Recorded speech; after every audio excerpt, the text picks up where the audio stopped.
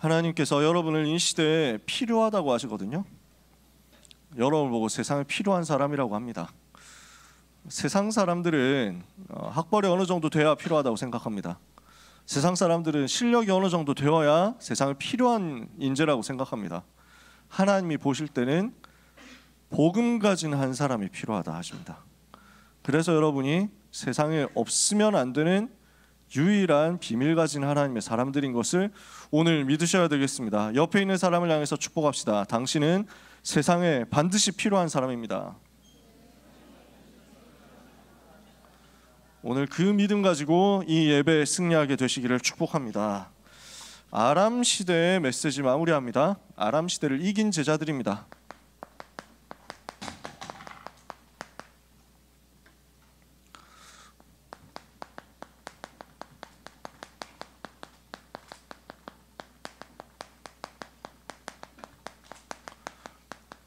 로마서 11장 1절에서 5절은 바울의 사상을 핵심적으로 담고 있는 내용이기도 합니다. 렘넌트 운동이라는 운동을 우리가 하고 있지만 다락방 전도 운동이 아무것도 없었던 데서 창조했다 그런 거 아닙니다. 그러니까 렘넌트 이야기하니까 다락방 이단이다 하는 거는 본인의 무식을 인증하는 겁니다. 렘넌트 운동 누가 얘기했냐? 바울이 얘기했습니다. 오늘 사과 내용, 그러니까 8월 넷째 주 학원복음화 내용 교재에 본문이 없죠. 그래서 제가 기도하다가 이 본문을 찾은 겁니다. 제가 굉장히 좋아하는 구절입니다. 5절 나오잖아요. 바알에게 무릎 꿇지 않은 7천 남겨두었다 했지 않느냐. 그때와 같이 지금도 하나님의 은혜로 택하심을 따라 남은 자가 있는 것이다. 이게 바울이 가진 언약의 한이었어요. 영어로 분명히 여기에 이렇게 되어 있습니다. So too at the present time there is a remnant chosen by grace. 지금 그 렘넌트가 있다. 지금 바로 렘넌트가 있다. 여러분이 그렇게 이 시대에 남은 사람들이란 말입니다. 무엇을 두고 남은 사람입니까? 우상 숭배하면 반드시 영적 문제 옵니다. 우상 숭배하면 반드시 개인의 영적 문제 오고요. 가정 가문의 저주가 오고요. 국가 사회 시대의 재앙이 옵니다. 그래서 영적 문제 심하게 있다 하는 사람들 보면 그 배경에 우상 숭배에 굉장히 많이 연결되어 있을 겁니다. 또 가정 가문에 계속 알 수 없는 저주가 찾아온다고 왜 이렇게 실패가 오느냐? 우상 숭배하고 굉장히 많이 연결되어 있습니다. 왜 어떤 나라의 어떤 시대는 재앙이 안 끝나느냐? 우상하고 연결이 되어 있습니다. 왜냐? 우상 숭배라는 것은 귀신 섬기는 거거든요. 사탄을 섬기는 거거든요. 마귀를 섬기는 거거든요. 그러니까 영적 문제 올 수밖에 없죠. 그래서 바울이 고린도전서 10장 20절에 이방인의 제사하는 것은 귀신에게 하는 것이다. 하나님께 하는 것이 아니다. 나는 너희가 귀신과 교제하는 자 되기를 원치 않는다 그랬거든요. 근데 세상 사람들 다 귀신하고 교제한단 말이에요. 그럼 어떻게 됩니까? 출애굽기 20장 4절 5절에 하나님이 가장 싫어하시는 것이 우상 숭배니까 그 결과로 재앙 오는 겁니다. 자손 3, 4대까지 나는 나 여호와는 질투하는 하나님인즉 나를 미워하는 자의 죄를 갚되 아비로부터 자식에게까지 3, 4대 이르게 하는 것이다. 그럴 수밖에 없습니다. 우상 숭배하고 귀신 역사하는데 사탄이 역사하는데 그러니까 3, 4대까지 계속 재앙이 안 떠나가고 저주가 안 떠나갑니다. 우상 숭배라는 것은 하지 마라 나쁜 짓이다 이런 걸 떠나서 하면은 멸망합니다. 그러니까 우리가 애타게 얘기하는 겁니다. 우상에서 빠져나오라고. 우상 숭배하는 것에서 빠져나오라고. 여러분 스스로 점검해 보세요. 여러분은 하나님 자녀가 되었기 때문에 우상 숭배하고 상관없는 사람입니다. 근데도 아직 내게 복음 아닌 다른 것이 사탄의 견고한 진이 되어가지고 내 속에 있다면 그게 우상으로 작용하고 작동할 수 있습니다. 여러분 생각해 보세요. 내가 복음보다 더 사랑하는 것 있는지요? 그리스도보다 더 높이는 것 있는지 한번 생각해 보세요. 나는 정말 복음이 최고 우선인가? 나는 그리스도로 행복하고 그리스도로 만족하고 그리스도가 완전하고 충분한가? 아니면 다른 뭔가가 있어야만 되는가? 나의 궁핍함과 나의 뭔가 결핍된 것에 그리스도가 들어가면 충분해야 되는데 그렇지 않고 다른 뭔가로 채우려고 내가 끊임없이 한다면 그것을 보고 우상이라고 합니다. 꺾어버려야 돼요. 왜냐? 우리는 우상하고 상관이 없어요. 우상 숭배하면 할수록 오는 영적인 문제에서 우리는 빠져나와야 돼요. 무너뜨려 버리시기를 축복합니다. 세상이 지금 우상 섬기지 않는 나라가 없습니다. 우상 숭배하는 나라들 너무 많이 있습니다. 전 세계 우상 숭배하는 민족들 꽉 차 있습니다. 그 현장이 전부 재앙 속에 있기 때문에 우리가 파고 들어가야 된다는 것입니다. 5,000개 미전도 종족, 제가 미전도 종족 정의를 몇 번이나 얘기했잖아요. 그죠? 여러 번 얘기했을 거예요. 그러니까 5,000 종족이라고 하면은 가난한 미개발 지역 부족들을 얘기하는 게 아닙니다. 여러분 꼭 아셔야 돼요. 5,000 종족을 놓고 기도할 때는 그러니까 무슨 나뭇잎 엮어가지고 사는 사람, 지금도 창 던지고 사는 사람, 이런 사람을 얘기하는 게 아니에요. 5,000 종족 중에 그런 사람도 있지만 대부분은 그 개발된 나라들입니다. 대부분은 저 무슬림 나라들. 그 무슬림 나라들 중에서도 가난한 나라 있지만 잘 사는 나라 되게 많죠. 한 집에 슈퍼카 몇 대씩 굴리는 나라들 있죠. 5,000 종족이에요.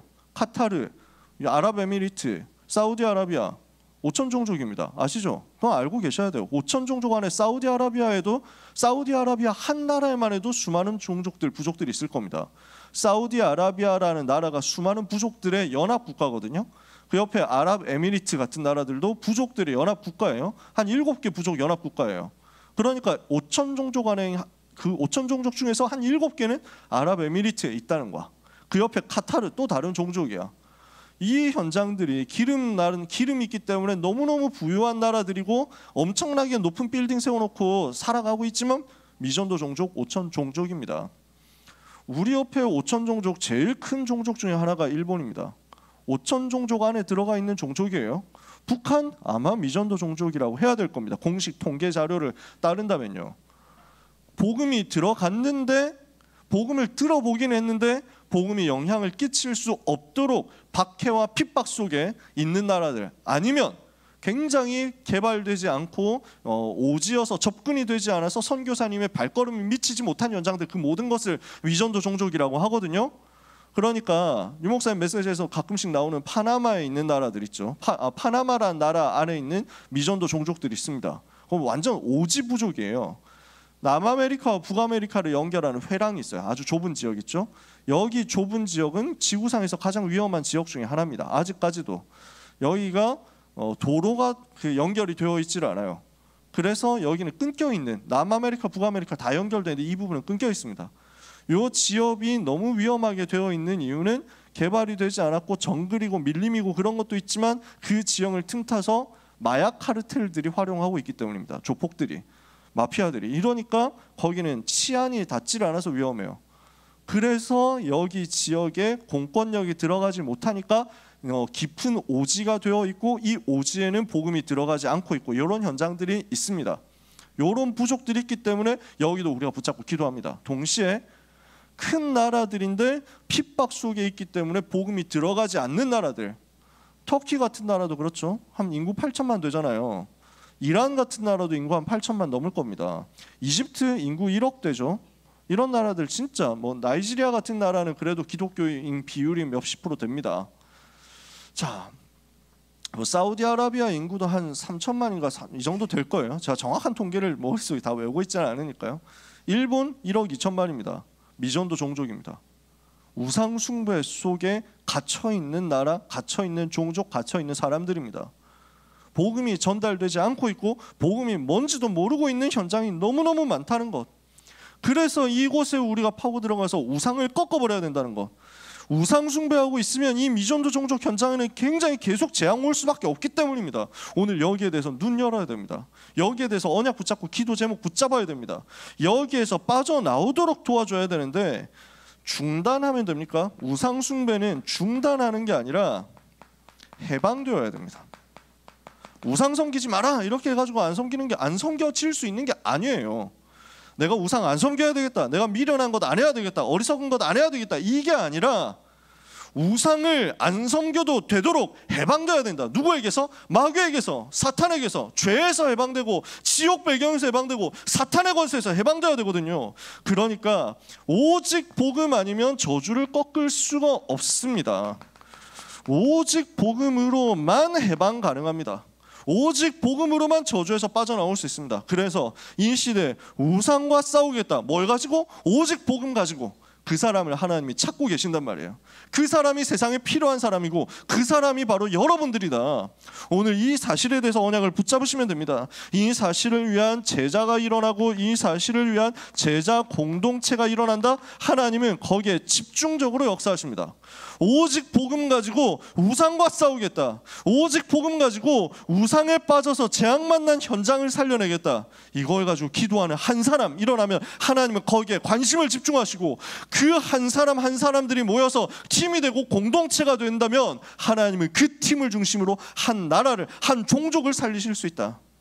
오늘 이 역사는 여러분을 통해서 5천 종족으로 일어나고 연결되어질 줄 믿습니다. 이 사실을 위해서 언약을 오늘 붙잡는 날이 되시기를 예수 그리스도 이름으로 축복합니다. 정말 여러분 언약 붙잡아야 됩니다. 하나님 우상과 싸우게 하옵소서. 우상 맡게 하옵소서. 우상에 빠져서 재앙 만난 현장 살리게 해 주옵소서. 이 일을 위하여 오직 복음 가지고 일어나게 하옵소서. 이겁니다. 하나님은 그런 렘넌트 여러분들을 반드시 기억하시고 축복하실 겁니다. 오늘 찬송 불렀잖아요. 36장 37장이 쌍둥이 찬송이에요. 가사가 같아요. 멜로디가 두 개예요. 근데 그 멜로디 두 개를 다 놓칠 수가 없어서 우리 찬송에 다 들어가 있어요. 제가 딴 데서 얘기했는지 여러분한테 얘기했는지 모르겠는데 이 36장 37장 찬송은 너무 귀한 찬송입니다. 그 별명이 뭐냐면 National Anthem of Christian Nation 뭐 이렇게 되어 있습니다. 기독교 국가, 그리스도교 세계 국가들이 가지는 National Anthem, 그러니까 국가란 말이에요. 우리나라 국가는 애국가잖아. 그런 식으로 국가가 바로 이것이다 라고 얘기를 합니다. 그건 별명이에요. 주 예수 이름 높이어 다 찬양하여라. 금면류관을 들여서 만유의 주 찬양 이렇게 하잖아요. 저는 이 찬송 부를 때마다 너무 좋아요. 그래서 소리를 높이지 않을 수가 없어요. 이 찬양은 생을 걸고 부르지 않을 수가 없어요. 제가 이 찬송이 너무 좋아가지고 찾아보니까 영국 국왕이 예배에 참석했는데 이 찬송 딱 일어서서 부르더라고요. 그렇지 원래 그래야 돼. 나라의 왕이라고 하더라도 내가 왕이 아니고 만왕의 왕이 바로 예수 그리스도시다 해가지고 그 앞에 일어서서 다 불러야 되는 거야. 대통령이고 왕이고 황제고 다 상관없어. 그 자리에서 일어나서 그렇게 하나님 앞에서 고백하고 나의 왕이, 우리나라의 왕이, 우리 모든 백성들의 왕이 바로 여호와 하나님이시다. 예수 그리스도시다. 이거 높이는 거예요. 그래서 이 찬양이 진짜 멋진 찬양이에요. 선교사님이 19세기 때, 그때는 미전도 종족이라고 진짜 완전 오지였어요. 식인종들 사는 현장. 선교사님이 파송을 받아서 전도 현장, 선교 현장으로 갔는데 식인종 부족한테 잡힌 거야. 말도 안 통해. 그러니까 이 사람들이 이제 선교사님 묶어놓고 진짜 물 끓여놓고 죽이려고 이렇게 하고 있는 거야. 묶어놓고 이제 전형적인 완전 스테레오 타입의 식인종들이었던 거야. 이제 선교사님 가운데 기둥에 묶어놓고 물 끓여놓고 그 다음에 이제 돌면서 춤추는 거야. 그러니까 선교사님이 할 수 있는 게 없잖아. 그 상황에서 말이 통해야 뭘 하지. 기도하고 내가 마지막 찬송 해야겠다. 이 찬송한 거예요. 이 찬송 부르는데 말이 안 통하는데 놀랍게도 이 사람들이 뭘 하는 건가 저 사람이, 저 하얀 인간이 뭘 하나 했는데 계속 듣다 보니까 3절이 나오거든요. 3절 가서 어떻게 되어 있습니까? 이 지구 위에 거하는 온 세상 사람들이라고 했는데 저는 옛날 번역이 더 좋아요. 옛날 번역에는 온 지파 족속들, 모든 종족, 모든 부족들, 이걸 말하는 거예요. 이 지구 위에 거하는 모든 종족, 모든 부족, 모든 민족들, 그 크신 위엄 높여서 만유의 주 찬양하고 선포하는데 이 춤추다가 중단한 이 사람들이 3절 들으니까 이유를 모르겠는데 전부 무릎 꿇고 울더래. 그 사람들 자기들도 이해가 안 되더래. 그래서 그 부족이 복음화됐대. 나와 있는 기록입니다. 저는 이 찬송 부를 때마다 그 광경을 생각해요. 무릎 꿇을 수밖에 없어. 그 주인 대신 성삼위 하나님 앞에 무릎 꿇을 수밖에 없어. 그 일이 여러분을 통해서 일어날 겁니다. 여러분을 통해서 우상 현장에 벌어지게 될 겁니다. 이것을 여러분이 이 시간에 마음에 소원하는 겁니다. 이 시간 마음 품고 기도하는 겁니다. 하나님이 거기에 집중적으로 역사하시는지 안 하시는지 보세요. 하나님이 거기에 그 소원을 품고 가는 여러분에게 능력으로 역사하는지 안 하는지 보자니까요. 오늘 그 언약을 붙잡는 겁니다. 오바댜의 집에 숨겨진 제자들이 뭘 했겠습니까? 지금 바알 우상 숭배하면서 온 나라가 여호와 하나님 섬기는 것을 반대하고 핍박하고 모욕하고 조롱하는 상태입니다. 우상시대 속에 살아가고 있습니다. 그때 오바댜라는 한 사람이 일어나서 여호와의 선지자들 이세벨이 다 잡아 죽이는데 100명을 숨겨서 보호를 한 거예요. 굴에 숨겨가지고 50명씩 나눠서 숨겨서 보호하고 떡과 물을 주었단 말이죠. 이 사람들이 그러면 숨어서 뭘 했겠냐?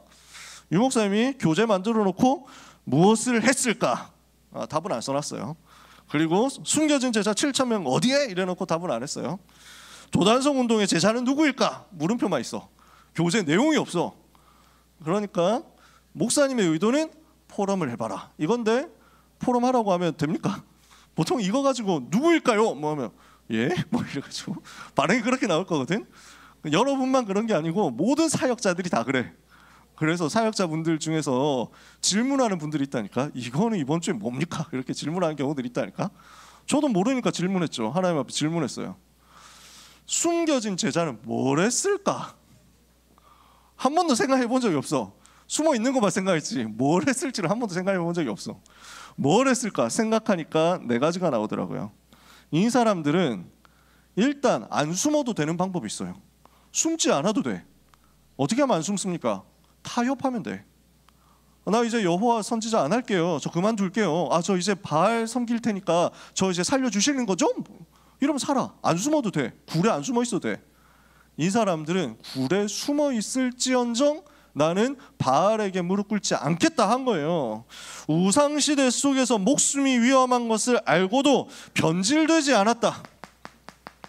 그리고 바알과 세상 앞에 굴복하지 않고 타협하지 않았다. 사탄에게 타협하지 않고 세상에 타협하지 않았다. 이걸 했구나. 숨어 있었다는 것은 타협하지 않았다는 거구나. 변질되지 않았다는 거구나. 두 번째, 이 사람들이 뭘 했습니까? 그래서 숨어서 생존하고 있었어요. 왜 생존했느냐? 이 복음을 전해야 되는 시간표 있으니까. 이 복음을 가지고 살아남고 있었던 거예요. 변질되지 않고 타협되지 않은 남은 자로, 그리고 그 상황 속에서 살아남는 자로. 아무것도 안 하고 있어도 괜찮아요. 복음 가진 사람은 살아남는 자체가 전도예요. 여러분, 대단한 역사 안 일어나도 괜찮습니다. 여러분, 이 악한 시대 속에서 내가 뭔가 잘하지 않아도 괜찮습니다. 누르지 마세요. 여러분은 복음 가지고 그 자리에서 살아남기만 해도 복음 전하는 거예요. 복음 가지고 살아남는 그 자체로도 세계복음을 하고 있는 거예요. 믿으시기를 바랍니다. 살아남는 일을 하고 있었던 거예요. 그러면서 뭘 했겠어요? 오바댜가 주는 떡과 물을 마시면서 뭘 하고 있었겠어요? 눈에 보이지 않게 기도로 영적 싸움에 집중하는 겁니다. 이 일을 하고 있었을 거예요. 눈에 안 보이는 싸움을 하는 겁니다. 눈에 보이는 싸움도 있지만 눈에 안 보이는 싸움을 하고 있습니다. 이것을 보고 남을 자, 하나님께서 미래를 향해서 하실 일이 있기 때문에, 하나님께서 우리를 통해서 하실 일이 있기 때문에. 4번째, 그러면서 이 사람들은 결국 어떻게 됩니까? 7천 제자 운동을 위한 씨를 뿌리는 것이에요. 그 씨앗이 될 남길 자, 바알에게 무릎 꿇지 않은 이 사람들이 미래에 일어날 거니까 이것을 위해서 처음 스타팅이 될 남길 사람들이다. 숨겨진 제자는 남은 자요, 남는 자요, 남을 자요, 남길 자로서 그 자리에 있었다는 거예요. 여러분, 그 자리에 있으면 됩니다. 우상과 싸우면서 그 자리에 있으면 됩니다. 우상을 꺾으면서 그 자리에 있으면 됩니다. 여러분들이 그 응답 받으시기를 예수 그리스도 이름으로 축복합니다. 그 자리에 있으세요. 진짜 복음 전하면서 그 응답의 자리에, 복음 가지고 있으면서 그 응답의 자리에 살아남아라. 아시겠죠? 2번째입니다.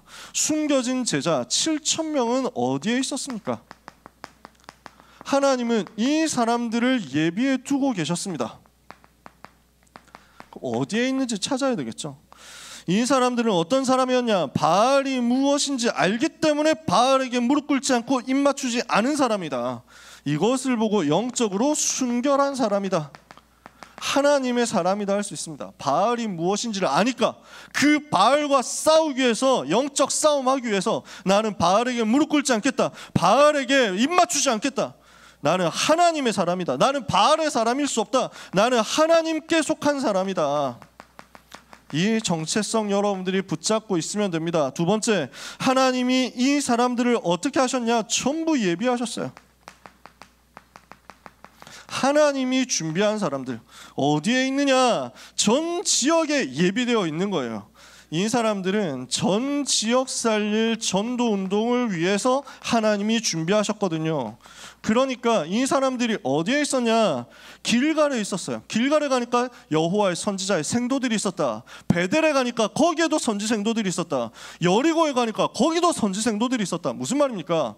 엘리야, 엘리사 가는 곳마다 바알에게 무릎 꿇지 않은 7천이 예비되어 있었다고요. 심지어 나중에 보면요, 유다 나라에도 준비되어 있어요. 남유다, 지금 엘리사, 엘리야가 활동하는 지역은 북이스라엘 땅이거든요.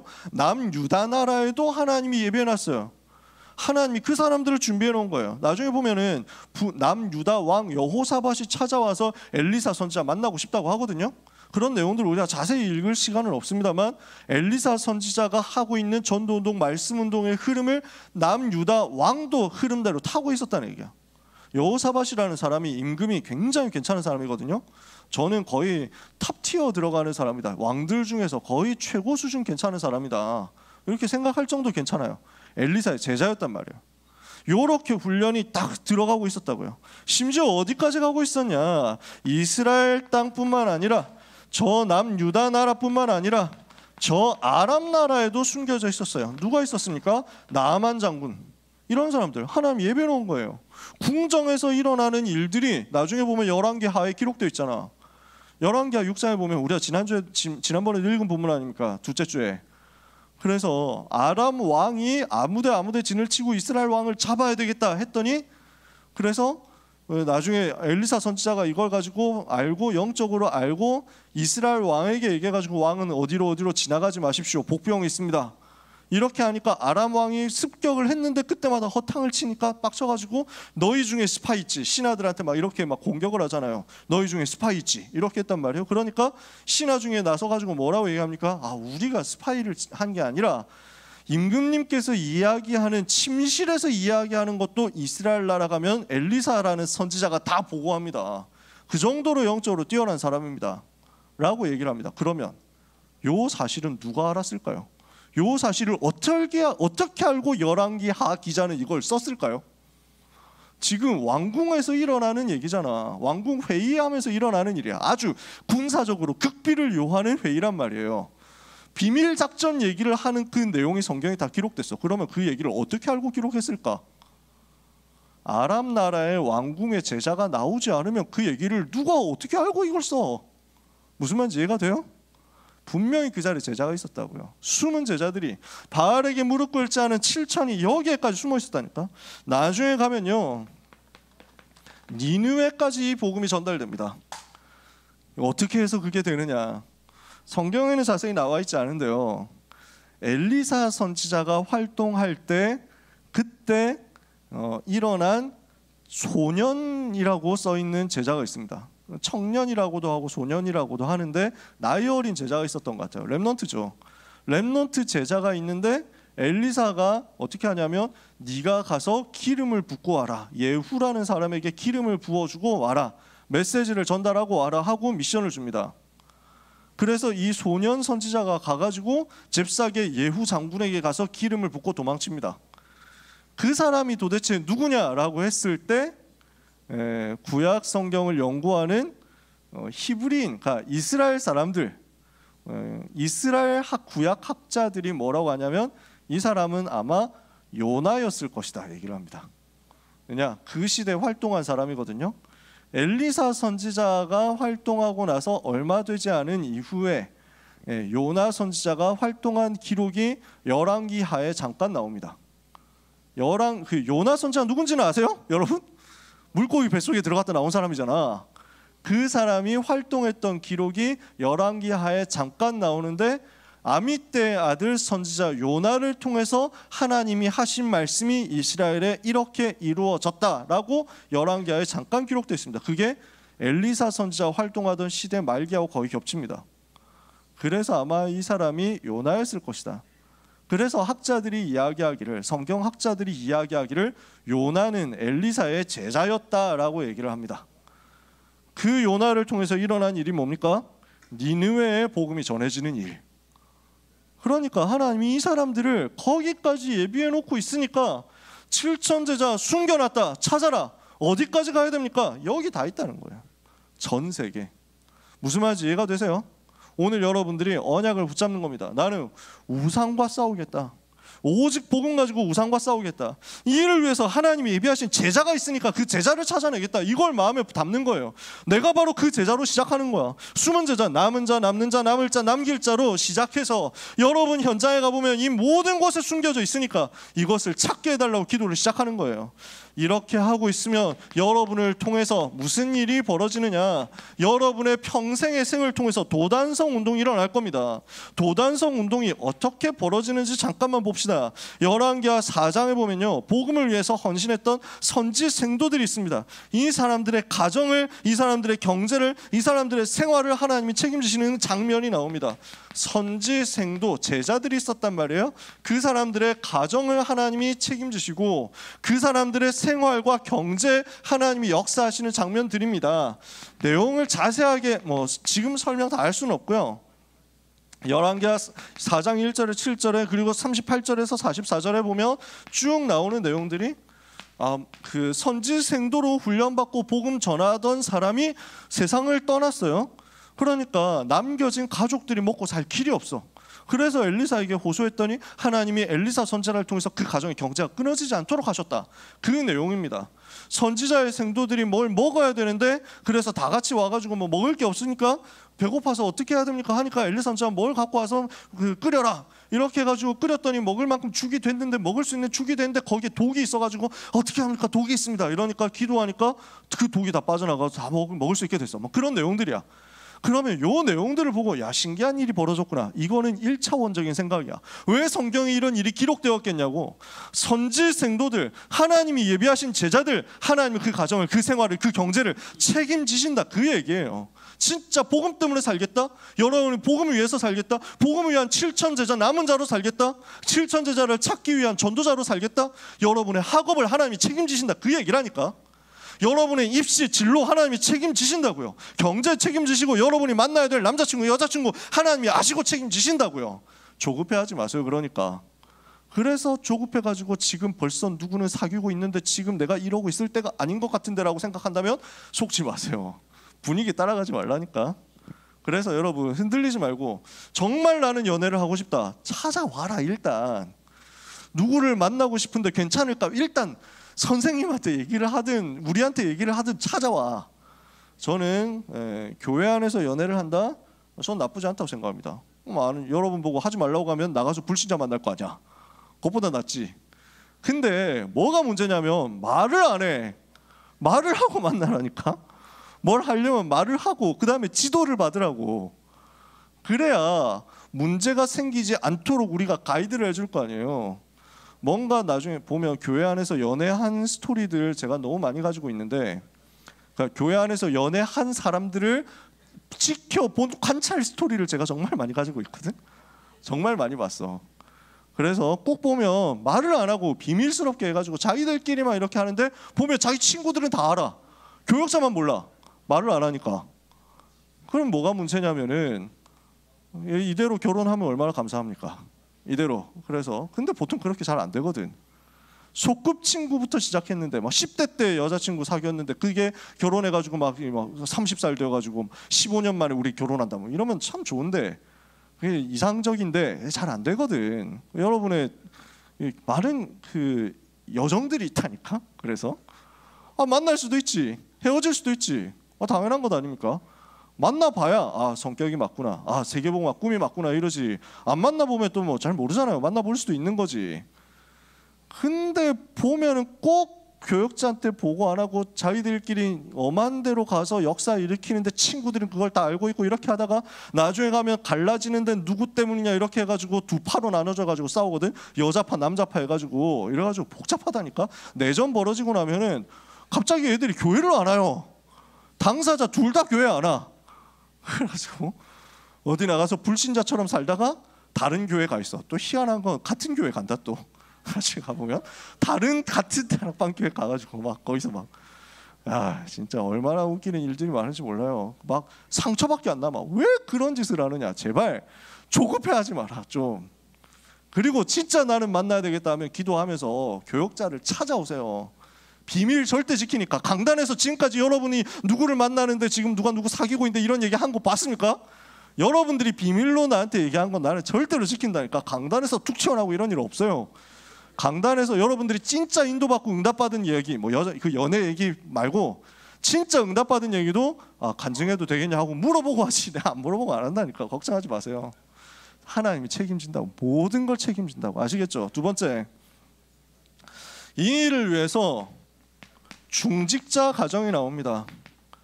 올바른 헌신을 합니다. 누가 나오느냐? 엘리야를 도왔던 사람이 사르밧 과부였거든. 하나님이 그 집을 축복하셨어. 이번에는 엘리사 선지자를 도운 수넴 여인과 그 남편이 있었어. 이 가정을 하나님이 축복하신 거야. 엘리사 선지자가 막 사역하고 현장 순회하고 하니까 수넴이라는 지역에서도 전도운동 해야 되는데 있을 때가 필요하거든. 이 사람들이 좀 집이 여유가 있었나 봐. 그래서 자기 집에 빈 방이 있으니까 여기에 오셔서 선지자님 좀 쉬시고 그리고 같이 제자운동 하시고 이 방과 이 집을 여기서 사용하시면 됩니다. 미션홈으로 드릴게요. 이렇게 한 거야. 하나님이 그 가정을 축복하시고 아들이 없었는데 아들이 태어나게 하시고 그 아들이 죽었는데 다시 살아나게 하시고 이런 일들이 벌어집니다. 사람이 죽었다 살아난다 큰 일이기는 하지만 여기에서의 포인트는 그게 아닙니다. 죽은 자도 하나님 살리실 수 있죠. 중요한 거는 복음을 위해서 중직자 헌신했을 때 무슨 일이 벌어지느냐라는 겁니다. 그 가정에 하나님이 두고두고 역사하시더라 이 얘기예요. 8절에서 37절까지. 자, 또 무슨 일이 벌어집니까? 제자들을 훈련할 센터를 건축합니다. 하나님이 여기에 또 능력으로 역사하시는 거예요. 이게 필요한 거야. 훈련할 센터가 필요한데 장소가 부족한 거야. 그러니까 우리가 나무를 베어서 집을 지어야 되겠습니다. 선지자의 제자들이 거할 집이 부족합니다. 집을 더 짓죠. 그러자 이렇게 해가지고 집을 짓습니다. 집을 짓기 위해서 나무를 뱁니다. 도끼를 빌려왔는데 도끼질을 선지자의 제자가 도끼질을 하다가 헛스윙을 하면서 도끼가 물에 빠져버렸습니다. 그러니까 제자들이 어떡합니까? 저 빌려온 도끼인데요. 네 주여 이것은 빌려온 것이니이다 이러거든요. 그러니까 흔들리지 마라. 걱정하지 마라. 엘리사가 가서 기도하니까 도끼가 물에서 떠올라요. 이렇게 해서 나무를 했다고. 금도끼 은도끼 사건 같은 사건인데 중요하냐?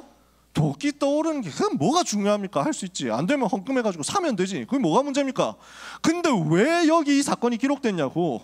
RUTC 건축했다는 사실을 보여주려고 하나님이 쓰신 거야. 아시겠어요? 성경 곳곳에 나와 있는 이 힌트들을 보라고. 하나님이 우리한테 이걸 보여준 거야.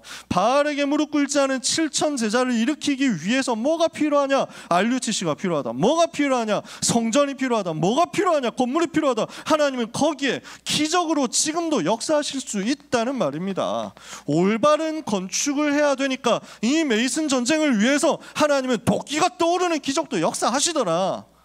오늘도 그 기적은 일어납니다. 여러분이 이 응답 속으로 들어가시란 말이에요. 그러니까 하나님이 여기에 어떻게 하십니까? 이 현장 중에 하나인 도단성에 하나님은 불말과 불병거를 보내시고 싸우지 않고 승리하게 하시고 저 아람 나라까지 정복할 만큼의 역사가 일어나도록 만드시더라. 이게 도단성 운동 아닙니까? 이렇게 해서 연결이 된 겁니다. 이 일을 한 사람들이 도단성 운동의 제자들이었단 말이에요. 생활을 하나님께 맡긴 사람들이 도단성 운동의 제자들이었다. 올바른 헌신을 한 중직자들이 도단성 운동의 제자였다. 훈련센터를 건축하기 위해서 헌신한 사람들이 도단성 운동 제자였다. 그 제자들을 위해서 하나님 불말과 불병거를 보내시더라. 아시겠죠? 결론 내립니다. 우리는 어떻게 이번 주에 언약 붙잡아야 되겠습니까? 어떻게 평생 언약 붙잡아야 되겠습니까?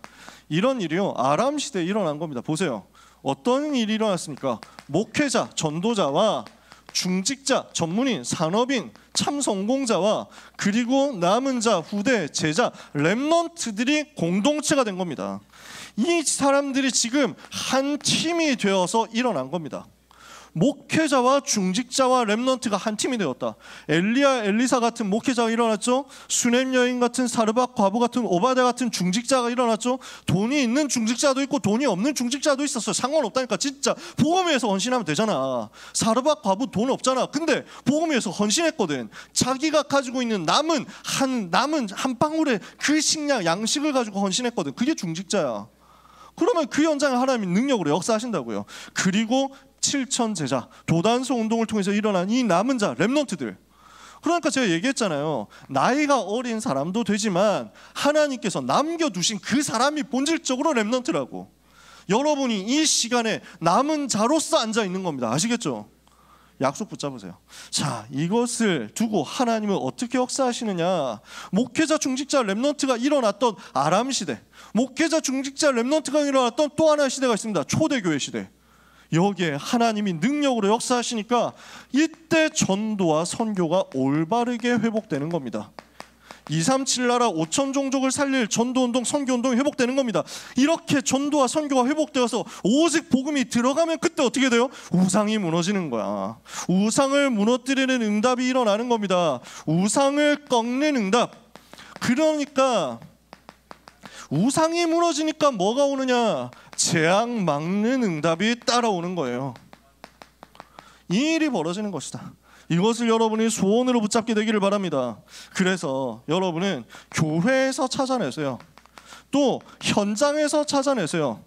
또 내 평생에 내가 가게 될 모든 곳에서 찾아내세요. 하나님은 바알에게 무릎 꿇지 않은 남은 자 7천을 예비해 놓으셨어요. 나는 이 사람 찾을 것이다. 이 사람을 찾기 위해서 나는 목회자로, 이 사람을 찾기 위해서 나는 중직자로, 이 사람을 찾기 위해서 나는 오늘 렘넌트로 응답의 증인이 되고 주역이 될 것이다. 이 소원 품고 기도하는 여러분들에게 하나님은 분명히 하나님의 영에 감동되도록 역사하실 것입니다. 하나님의 영에 감동된 제자, 그리스도의 제자로 서게 하실 것입니다. 그래서 사랑하는 모든 고등부 렘넌트와 전도자 여러분, 하나님이 주시는 은혜를 최고로 받는 한 주간 되시기를 예수 그리스도 이름으로 축복합니다. 이제 개학이 되었고 이제 벌써 중간고사를 향해서 여러분은 달려가고 있을 겁니다. 절대로 걱정하지 마라. 어떻게 한다고요? 하나님은 렘넌트의 생활, 렘넌트의 미래 책임지실 것이다. 믿고 가세요. 나는 7천 제자 찾으러 간다. 나는 남은 자, 남는 자, 남을 자, 남길 자로 현장 간다. 이 마음 품으면 됩니다. 그러면 여러분의 인생과 미래는 237과 5천 종족 재앙 막는 인생이 될 것입니다. 그 일에 쓰임받는 모든 고등부 렘넌트와 전도자 여러분 되시기를 주님의 이름으로 축복합니다. 축복합니다. 기도하겠습니다. 하나님 감사합니다. 바알에게 무릎 꿇지 않은 남은 자 7천 찾아내게 하옵소서. 우상 막고 재앙 막는 전도운동 하도록 이 자리에 있는 모든 주의 백성들에게 은혜 허락하여 주옵소서. 은혜를 빛처럼 내려 주옵소서. 한 주간도 그 은혜 가운데 승리하게 하옵소서. 예수 그리스도 이름으로 기도합니다. 아멘. 기도하겠습니다. 하나님 감사합니다. 크신 은혜로 구원받은 하나님의 자녀들이 감사의 예물을 하나님께 드리오니 언약의 예물이 되게 하시고 재앙 막는 예물이 되게 하옵시고 미래 살릴 7천 제자 찾는 빛의 예물이 되게 하여 주시옵소서. 우리 렘넌트들의 학업과 비전, 기능, 전문성 모든 걸음 위에 하나님께서 능하신 손으로 역사하사 우상을 꺾는 역사가 순간마다 일어나게 하옵소서. 이 시대에 모든 백성을 그 마음을 하나님께로 돌이키게 하는 그 일을 위하여 우리를 사용해 주옵소서. 오늘 처음 나온 귀한 렘넌트의 생을 하나님께서 기억하시고 평생에 하나님의 소원 위하여 하나님이 기뻐하시는 하나님의 사람으로 쓰임받는 역사가 있게 하여 주옵소서. 하나님이 마음껏 은혜로 축복하여 주옵소서. 예수 그리스도의 은혜와 하나님의 사랑과 성령님의 역사하심이 재앙 막을 렘넌트, 우상을 무너뜨릴 렘넌트, 이 시대의 남은 자인 귀한 모든 사랑하는 고등부 렘넌트와 전도자들 위해 지금부터 영원까지 항상 함께 있을지어다. 아멘.